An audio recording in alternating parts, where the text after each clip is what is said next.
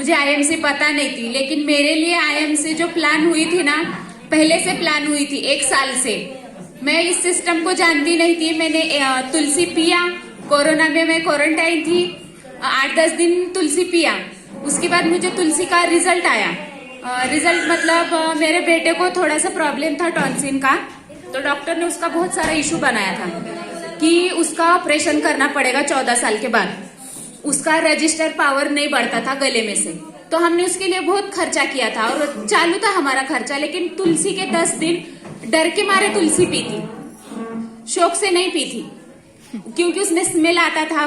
बहुत सारे उसके नुस्खे थे। हम लोग को मेरे अब्बा गर्म करके देते थे पानी में, और तभी हम लोग पीते थे।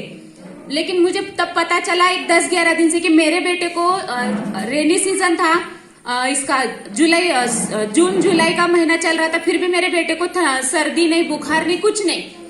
फिर इसके लिए मेरे को लगा कि कुछ तो अलग है इस लिक्विड में। मुझे नाम नहीं पता था, क्योंकि मेरे सामने इतनी सी बॉटल आई थी। तो मैंने बोला ये किसने दिया है, तो मुझे मेरे अपलाइन ने दिया था।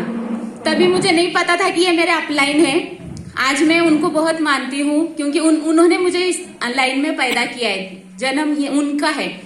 तो मैं उनको बोलाया, मैंने फोन करके की हे काय दिलं तुम्ही काका मला, तर ते बोलले की कसं वाटलं तुला, नाव सांगा. तो बताती हूँ। पहले मेरी कैसे एंट्री हुई थी आईएमसी में, वो बताती मैडम। तो तब उन्होंने मुझे बताया कि ये चीज क्या है। तभी मुझे ज्वाइनिंग वगैरह कुछ नहीं पता था। मेरे मोबाइल पे उन्होंने ज्वाइनिंग कराया, ओटीपी आया, मुझे कुछ खबर नहीं था। मैंने ओटीपी 1 दिन के बाद देखा था। वो मुझे पूछती थी कि मैडम ओटीपी भेजो, तो मैंने इतना ध्यान ही नहीं दिया था, क्योंकि मुझे ज्वाइनिंग मतलब ये कुछ इंटरेस्ट था ही नहीं। मेरे बच्चे का अच्छा हो गया, मुझे लगा कि ये मेडिकल है, यहाँ से हर महीना अपने को 5-6 हजार की दवाई लेनी है, जैसे मैं पहले लेती थी दवाखाने में जाके, वही मुझे प्रोसेस करनी है।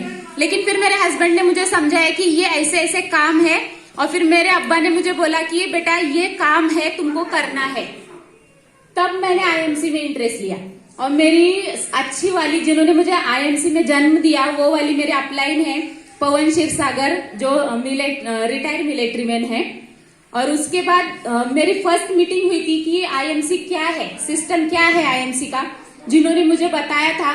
शायद ये काम अपने बच्चों के लिए माँ बाप ही करते हैं, उनको इतने अच्छे से समझाना, गलती सही गलत बताने का काम मेरे लिए मेरे महागुरु, मेरे अपलाइन शेरेकर सर और सोनाली मैडम, एम्बेसडर स्टार, इन्होंने ही बताया था मुझे।